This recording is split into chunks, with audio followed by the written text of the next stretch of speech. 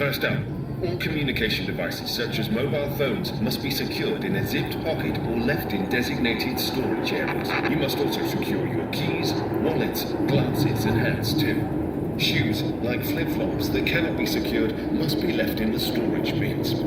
I warn you now, any attempt to use a mobile device during the ride is strictly prohibited. Dropped items can cause serious injury to civilians on the ground. Soon, you'll have a choice. Take the left or right